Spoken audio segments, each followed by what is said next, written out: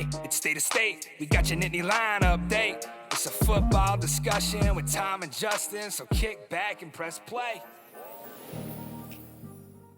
With former Penn State and NFL defensive back Justin King, I'm Tom Hannafin. This is State of State.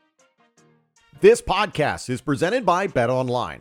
BetOnline is the world's most trusted betting platform and your number one source for everything sports betting. Every stat, matchup breakdown, and even live odds and spreads to bet on during games. With the largest catalog of odds on everything from football, the MLB playoffs, the NHL, the NBA, to political props. When the game's over, head on over to our online casino and get in on a game of blackjack or poker or unwind with one of our over 150 slots games. Head to betonline.ag today to get in on the action with America's most trusted site for online wagering. State of State is presented by BetOnline. The game starts here.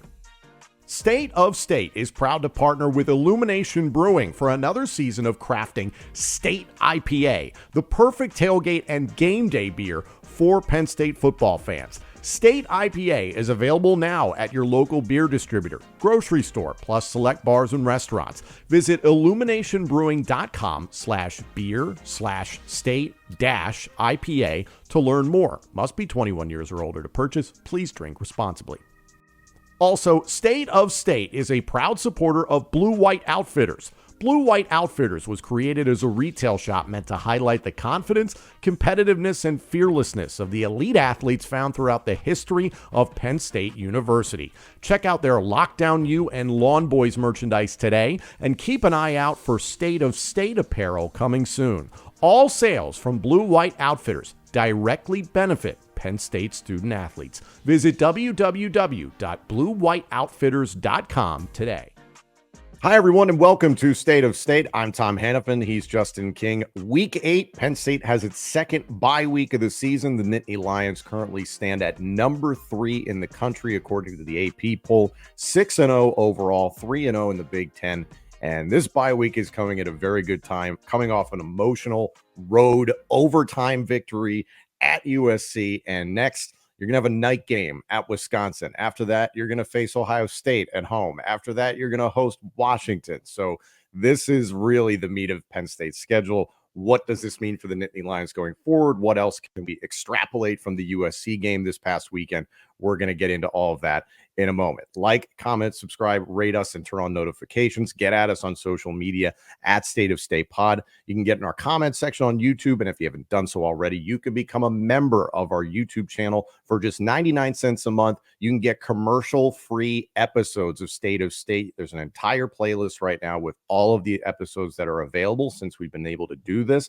You hit the join button on our home channel, or you can follow the link in the description of this podcast. Again, for just 99 cents a month, you can get all upcoming episodes of State ad-free, commercial-free. Justin, it's been a couple of days now since the win at USC. I was a little surprised to see the rankings play out the way they did, and that I kind of expected Oregon and Ohio State to just flip places. I was a little surprised that Penn State was put at 3 and that Ohio State was put at 4. That game at Autzen between Oregon and Ohio State, those two look pretty evenly matched. And if anything, Penn State's win against USC made me feel better about the Nittany Lions, but I still think there's a lot to be proved with this team in that discussion of the top 3 teams within the Big Ten. Now that we've had a couple of days to process the USC win, what are some things that are sticking out to you, good, bad, and different, now that we got a bye week? Mostly good, right? I think a comeback win shows a lot of perseverance from a team. It shows like the mental makeup, the toughness, a lot of things that we maybe have questioned in the past, right? Like, okay, when they're getting in these tough situations, do they falter? But being able to pull those things out and knowing that we have the actual talent from a fundamental standpoint to back it up, whether they haven't played their, let's say like they haven't played their best, most complete game yet, right? So as that thing we talk about even in track, where you're like getting ready for championships or the Olympics, like there's a buildup. You might not run your best times, but if you're winning and continuously getting better, that's what you're looking for. So as a team, you like to see, okay, there's a lot of question marks that have been answered these first 5 games, and now moving into the gauntlet of the season, especially coming off the bye week, you feel good about where I feel the team's internal makeup is, the confidence that they'll be able to build coming from a comeback. different ways to attack defenses, the way that they play defense, right? Or they can attack offenses. And I feel good about the team from just a competitive standpoint. I feel like they can beat any team on any given Saturday. And I don't know if you've probably said that in the past few years. I agree with that point. Looking back at the USC game, and we talked about it a little bit in our recap episode following the game, there's part of me that's wondering if what Andy Kotelnicki was trying to do in the first quarter, those first handful of drives, I called them a lot of gimmick plays. Obviously, it was some mind-bending formations. You have Tyler Warren snapping the ball and then going and catching a touchdown pass, like a lot of stuff that was challenging the defense, but it was a lot on that side of the spectrum. Is that sustainable? Do you expect to see that again, for instance, against Ohio State, maybe not Wisconsin, because we talked about the slow starts. You had a bit of an answer to it. It really was throwing some stuff at the wall and seeing how you could get USC to be on their heels. I don't know if you expect to see that every game here on out, that it's just gimmick city for the first couple of drives from Andy Kotelnicki, or if that's like, hey, that was one time only for us. I don't even know if you call it. I mean, like you said, it's not too much. I didn't think it was too much gimmicky. It was more, misdirection, a little bit more lateral type of plays than we kind of been running True. at you right in your mouth. And then besides the creative play with Tyler Warren snapping the ball and throwing it out, but like that double pass, just the concept of that double pass isn't super tricky, right? I think the tricky part was like moving in and playing within the rules. So again, I don't think he's doing anything outside of, we talk about that base route that he was kind of building the first 4 weeks and what he was showing. I don't think he came off of that too much, because like now you have to add all those different wrinkles from that first week that they approached USC with, and now other teams have to prepare for that. You do that, getting guys on their heels, and then punch them in the mouth. So it's like that setup and nice sparring type of match from an offensive coordinator that you like to see. And me personally, as a defensive player, like the fact that it's like a physical game that can turn into an explosive game, that's tough, man. To get corners that are having forced to tackle, and then next thing you know, you got to read your keys and get back to your drops and cover someone. It's just it's a tough matchup, to be completely honest. Now it's just a matter of having more production from the outside receivers throughout the game, right? The one thing I will say, just going back, is looking at the stat line. Obviously, all praise to Tyler Warren in the sense of having that 17 catches, does beg the question of like, okay, if the tight end's doing that much, can they double that guy? And are the outside receivers going to then come into the play to take over and beat one-on-one matchups moving forward? Because I think teams are going to start challenging that in the second half of the season. I think it's a great question to ask. We do have to see more of a sample size, because this was the first game where Tyler Warren was 90%, 80% of the offensive focus. That's pretty intense, and that's not something that you've seen outside of Saquon Barkley, right, from Penn State football. So I'm curious to see what they do with that. It seemed to me, Justin, watching the game against USC, it was a lot of zone coverage, and USC was committed to staying in that zone, and they really didn't want to break out and get into man-to-man where they put maybe a safety over the top and a corner or a linebacker right in his face. Talked about Gentry, the best linebacker, one of the best defenders for USC, being out of the game. A lot of people have argued, well, if he was in there, maybe they could have slowed down Tyler Warren a little bit. But I saw some things from a scheme standpoint that it didn't feel like D'Anton Lynn was getting away from that as the game went on. They were trying to believe in their system and utilize that zone defense. So it's a great question to ask, is that what other receivers or players within this offense step up? Another question that's been asked substantially by people on social media, there are those that are concerned about the lack of a running game against USC by Penn State. I'm not. I want to hear how you feel about this, because it's the first game this season where we've seen it shut down, and not even shut down. It was just that, yes, the production was less. You saw less than 100 total yards rushing between Nick Singleton and Kaytron Allen, which is a head scratcher. That doesn't happen very often. But you didn't see Penn State abandon the run. And I think that's a really important point, is that if it wasn't working, they would have abandoned it altogether, as opposed to, yes, Drew Aller had to throw the ball more often. You were trying to come back. That was part of it. But I didn't see Penn State's offensive line, wow, we have no push whatsoever against USC. We're not getting anything done on the ground. We got to ditch this. it's one example, so I don't know if I'm prepared to say Penn State's got a problem in the running game. What do you feel? I do not think that it's a problem in the run game. I think they played a pretty athletic defense last week where, you kind of take what the defense gives you, and they were able to do that. I think the first 4 or 5 weeks we were able to show like, hey, we want to run the football. We can run the football from an identity standpoint, from a physicality standpoint, from an offensive line standpoint, guys on the move. Talking about athletic offensive linemen, that really puts another piece into the puzzle when you're getting on edges and things of that nature. So I wouldn't be too concerned about the run game. I think defenses should be concerned about the run game and how to make sure you got people in the box and still being able to cover Tyler Warren and hopefully these outside receivers on a more consistent basis. Penn State beats USC on the road in overtime. It did require a missed kick by USC in that first stanza of overtime to then open the door for Penn State to win the game with a Ryan Barker field goal. There are plenty that naturally are discrediting Penn State's win because A, it was against an unranked team, and then B, it's a team that's now lost 3 of its last 4. Yes, I understand the argument of, well, you beat the brand and you didn't necessarily beat that good of a team. And I'm like, I don't know, man. I know they've lost some close games, but I was like, that was a talented USC team. I get the arguments against it, but I've seen a lot of people attempting to discredit the win.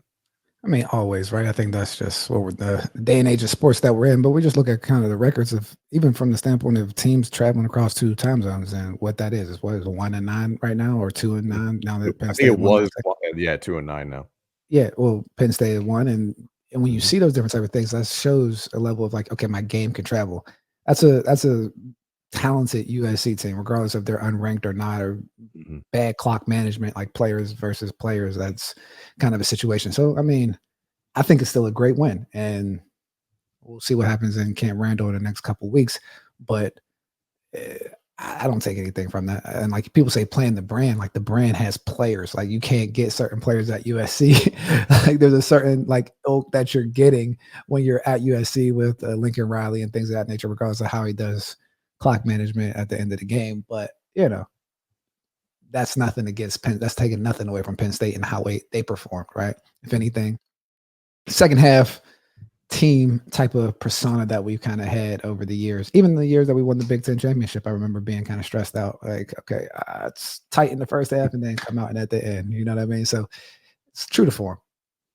You mentioned the game at Camp Randall. So Penn State remains undefeated, improves to number 3 after the victory against USC. You have a bye week after an emotional road victory. And that game against Wisconsin has been bumped to 7:30 p.m. Eastern on NBC on the 26th.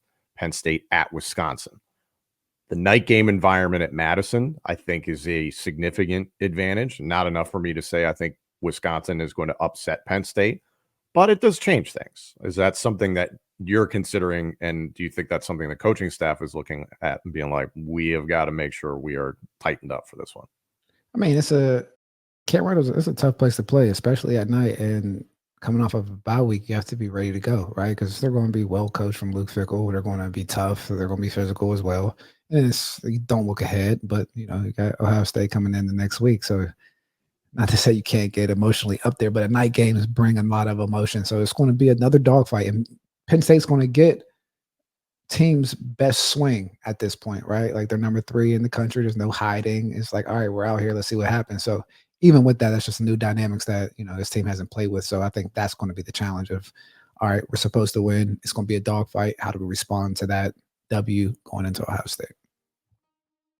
This episode of State of State is presented in part by Melon. Now, for those of you who've been watching this podcast for quite some time, you know that Justin and I are both big hat guys. Now, when I was introduced to Melon, I immediately saw how durable and comfortable their hats are. Great color options, great sizing options as well. For me, someone who likes to go to a lot of different football games and tailgates throughout the year, I need a hat that's going to be flexible depending on the weather. If it's hot out, I want something that's breathable, and that's something that Melon hats provide. And also, if it's inclement weather, that's going to be nasty out, then I need a hat that's not going to lose its shape if you get them wet. In fact, if you need to wash a Melon hat, they come right back to life and they look brand new if you throw them in the wash. So that's something I absolutely love. So if you're looking for a hat as tough as you, check out Melon. You won't wear anything else after you get one for yourself. If you're looking for the world's most durable hat, look no further. Go to melon.com, that's MELIN.com, and put it to the test yourself. This podcast is brought to you in part by Cherry Bundy. Cherry Bundy is a recovery product that's in the locker room for the Penn State Nittany Lions football program, and we are so proud to have them as a sponsor to get the message out there to help you with your fitness, your performance, and your recovery. Tart cherries are the highest antioxidant fruit or vegetable in the world. They're a natural anti-inflammatory with incredible benefits such as reduced soreness, increased recovery, contains naturally occurring melatonin to help improve your sleep and also help support your immunity. Cherry Bundy is used by nearly 500 collegiate and professional sports teams, including Penn State. That's 66 out of 67 Power 4 conference football teams, plus every NCAA football and basketball national champion since 2007. Goes deeper than that. In the National Football League, 10 of the last 11 Super Bowl champions have used Cherry Bundy. Every team playing in Europe or Brazil this season had Cherry Bundy with them. You can check out Cherry Bundy right now at cherrybundy.com or Amazon. The remainder of the season for Penn State, as we talked about, this is a gauntlet run that's getting started. October 26th at Wisconsin. November 2nd, you host Ohio State. November 9th, you host Washington for the official Penn State whiteout game. November 16th, you're at Purdue, which kind of bowed up this past weekend and gave Illinois a test into overtime, which was very surprising. Purdue looked kind of inept most of the season. Then you're going to go to Minnesota, who I'll remind everybody, Minnesota defeated USC at home just a few weeks ago, so that was pretty recent. And then you finish the season hosting Maryland. Maryland, it's been a tough season. They're towards the bottom of the Big Ten. So it is that challenge of this is a big night road game off of the bye week. The bye week certainly helps you, but it's attempting to not look ahead to Ohio State. And everybody always mocks Penn State and says it's a 1 or 2 game season for them. And they will be facing arguably the best team in the Big Ten. And I know there's people that are saying, well, they just lost to Oregon. Listen, that Ohio State team, if you watch that game, that's a handful of plays away from going in either direction between Oregon and Ohio State.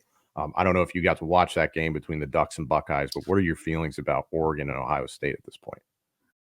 Explosive teams, right? Explosive teams. Oregon is looking like a team that's built to go deep into the playoffs. And I mean, Ohio State spent $20 million and it looks like it. You know what I mean? Like, so it kind of puts the flashlight on Ryan Day a little bit to close out those games, but they don't lack talent at all. So I read between the lines when we wins and losses, but there's a lot of talent on both sides of those teams. Ohio State will be playing on the 26th. They have a bye as well. They're going to host Nebraska. Then they travel to Happy Valley. Ohio State then hosts Purdue on November 9th. It'll be Ohio State at Northwestern right up against the lake on Saturday, the 16th of November. Then they will host Indiana on Saturday, November 23rd. If Indiana somehow can manage to remain unbeaten up until that point, that is going to be a huge game. And it's the game, Michigan at Ohio State on November 30th. That's going to be in Columbus. So the remainder of Ohio State's schedule is not a breeze by any means, nor is Penn State's. And then taking a look at what Oregon has left on their schedule, they're going to be at Purdue this coming weekend. Then on the 26th, they'll host Illinois. Oregon will travel to Ann Arbor to play Michigan on November 2nd. Oregon will host Maryland on November 9th. Oregon will go to Wisconsin on November 16th, and then Washington at Oregon on November 30th. A little throwback there to the Pac-12 days. So it appears, as looking at these schedules, Oregon by no means is out of the woods. Ohio State by no means is out of the woods. Penn State is by no means out of the woods. And it does allow you to kind of start thinking about who in the hell is going to be playing in the Big Ten title game. And there's this kind of dark horse out there, Justin, of Indiana's at play. And I think Indiana needs to be taken seriously. What do you think? They do. I think the well-coached team playing under the radar, so they're playing free. I like to say playing naked, right?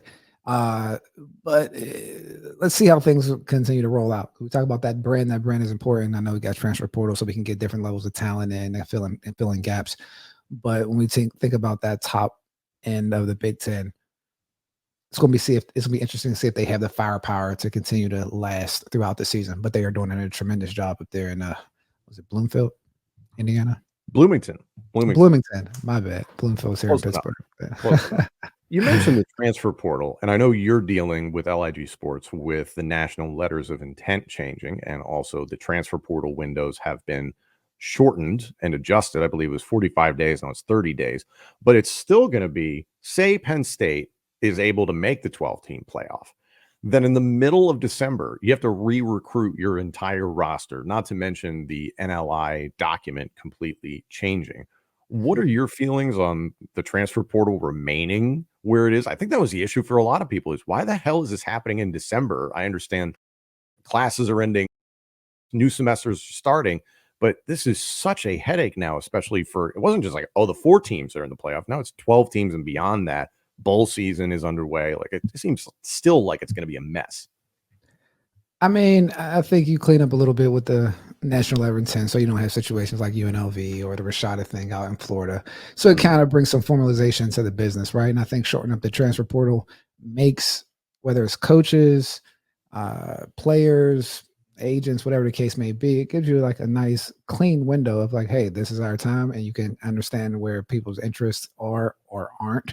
But it's going to be very interesting, because I think we're going to be a lot of careers getting cut short in college because bad advice jumping into the transfer portal. I mean, different level of requirements when you think about letter of intents with financial agreements. Like, hey, there's a dollar amount attached to you, so you have these type of requirements that you have to uphold, right? You have your business stuff, you have your team, you have your school, you have, you got a little bit of social life, all these different aspects, and it's a different level of scrutiny from media onto the player. So like we talk about, there's the mental health piece of it, the traveling across the country. There's just so many different things, off-season development, to make sure that you keep your spot. I know before it used to be a major thing where it was under the radar, where teams will put you on the bump list and push you out of the program, unbeknownst to yourself, or it's happening. But now it's like, yo, guys are going to start getting cut. You know what I mean? Like it's going to be that type of situation. So I think the margin of error is going to be slim, but I think the product that we're seeing in college football is great because, you're getting players into different situations and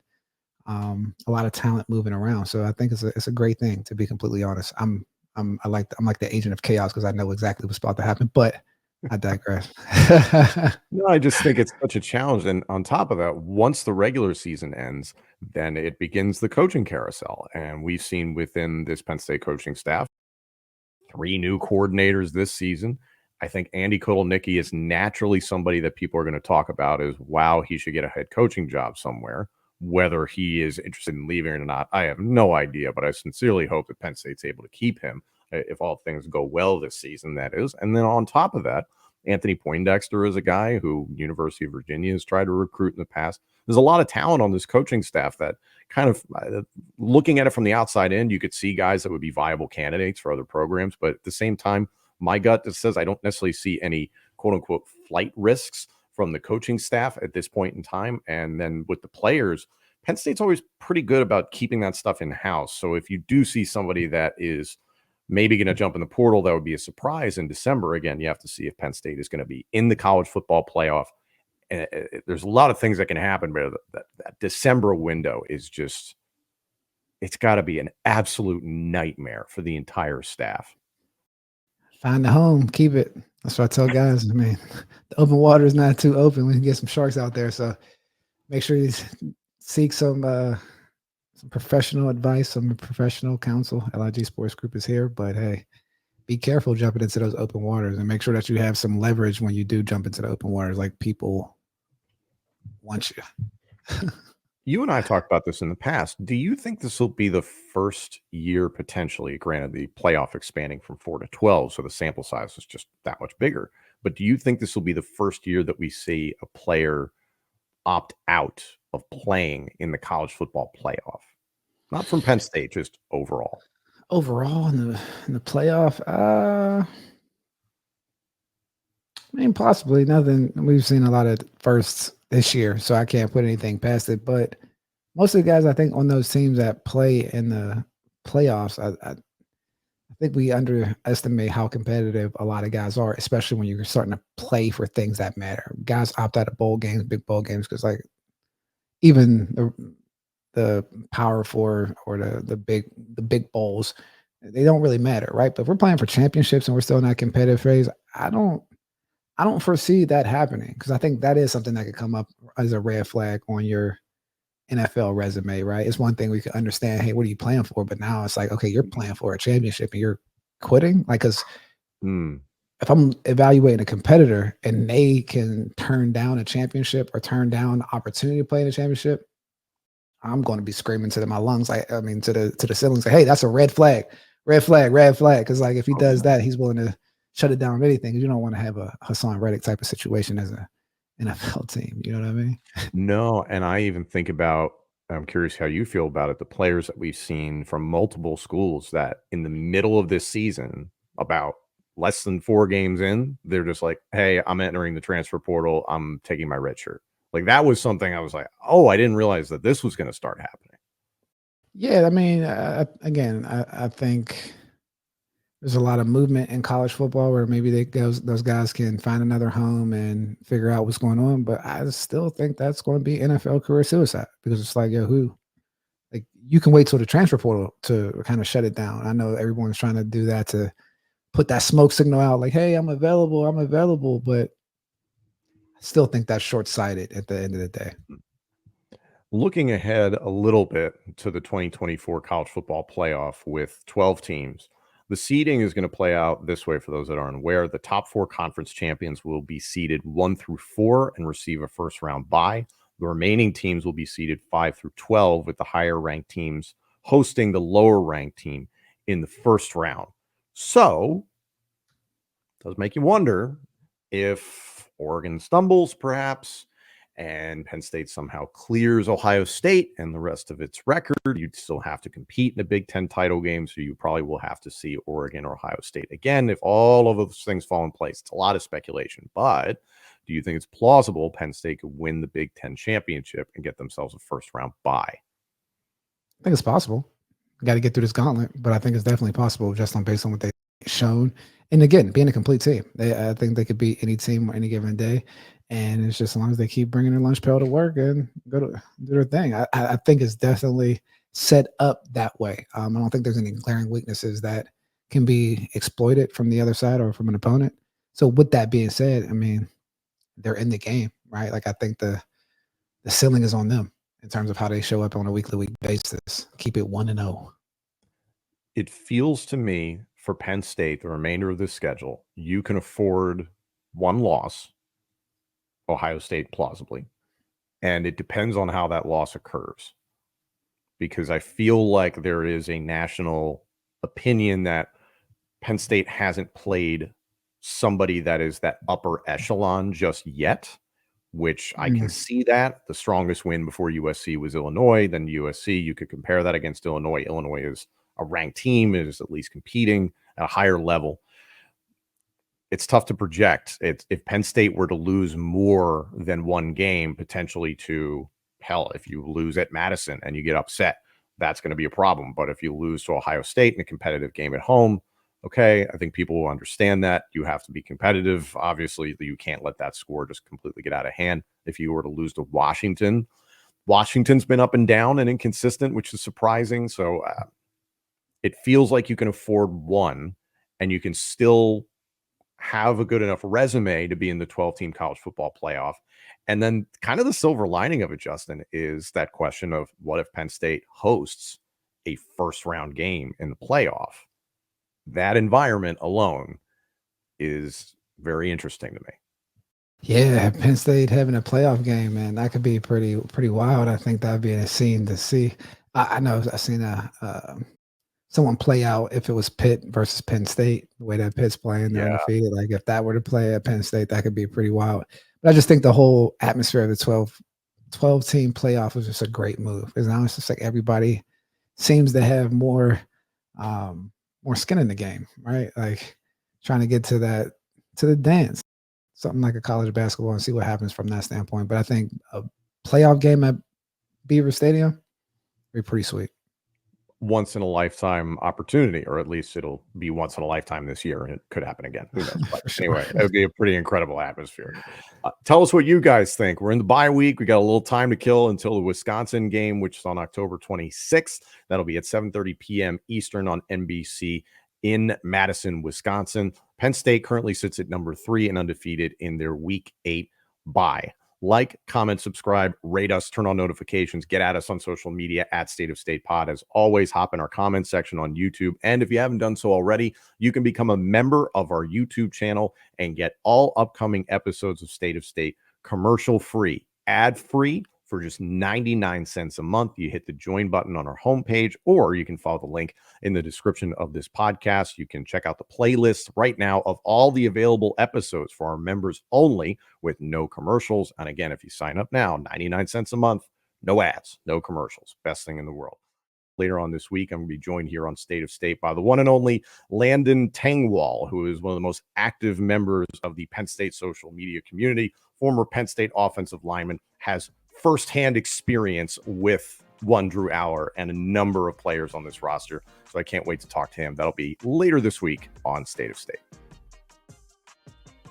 Thank you all so much for joining us. This episode and our entire library of shows is available now on YouTube, Apple Podcasts, Spotify, Google Podcasts, and wherever else you get your podcasts. Also, let us know what you think of the show on social media and check out all of our content on X, Instagram, and TikTok. Search for the handle at State of State Pod. State of State is presented by Bet Online and by Blue White Outfitters.